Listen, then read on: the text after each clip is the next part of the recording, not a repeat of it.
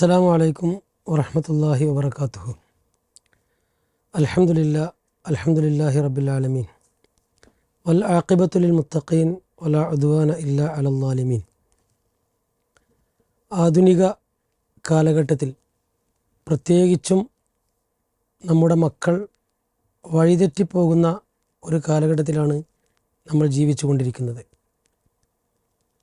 ഈ സമയത്തിലും സന്ദർഭത്തിലും ഓരോരുത്തരും ചിന്തിച്ചു കൊണ്ടിരിക്കുന്നത് നമ്മുടെ മക്കൾ എങ്ങനെ സ്വാലിഹീങ്ങളാകണം, അല്ലെങ്കിൽ എങ്ങനെ അവരെ സ്വാലിഹീങ്ങളാക്കി മാറ്റാൻ, നല്ലവരാക്കി മാറ്റാൻ, സജ്ജനങ്ങളാക്കി മാറ്റാൻ സാധിക്കും എന്നതിനെക്കുറിച്ചാണ്. പല ആളുകളും ആ കാര്യത്തിൽ പ്രയാസപ്പെടുന്ന ആളുകളാണ്.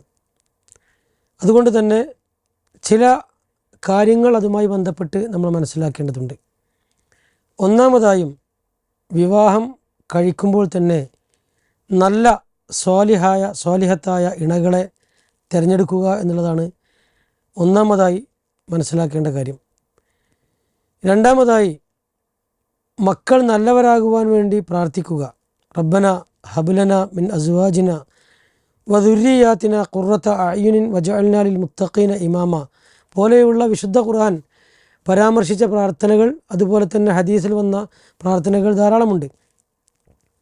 ആ പ്രാർത്ഥനകൾ നിർവഹിക്കുക എന്നുള്ളതാണ് മറ്റൊരു കാര്യം. അപ്രകാരം തന്നെ നമ്മുടെ സമ്പത്ത് കുറ്റമറ്റതായിരിക്കണം. സാമ്പത്തികപരമായി എന്തെങ്കിലും അപാകതകളോ അല്ലെങ്കിൽ ഹലാലായ രീതിയിലുള്ള സമ്പാദ്യമോ അല്ലെങ്കിൽ മക്കൾ വഴിതെറ്റിപ്പോകാൻ സാധ്യത ഏറെയാണ്. ഇത്തരം കാര്യങ്ങൾ ശ്രദ്ധിക്കുമ്പോഴാണ് സ്വാഭാവികമായിട്ടും നമ്മുടെ മക്കൾ സ്വാലിഹീങ്ങളായി തീരുകയുള്ളൂ എന്ന് നമ്മൾ മനസ്സിലാക്കുക.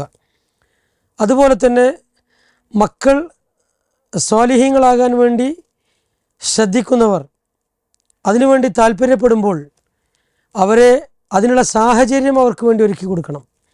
എന്ന് പറഞ്ഞാൽ ദീനീപരമായ വിജ്ഞാനം, തർബിയത്ത്, തസ്കിയത്ത് പോലെയുള്ള ക്ലാസുകൾ അവർക്ക് നൽകിയാൽ മാത്രമേ ആ റൂട്ടിലൂടെ അവർക്ക് സഞ്ചരിക്കുവാൻ സാധിക്കുകയുള്ളൂ. അതുകൊണ്ട് തന്നെ അത്തരം സാഹചര്യങ്ങൾ അവർക്ക് ഒരുക്കി കൊടുക്കണം.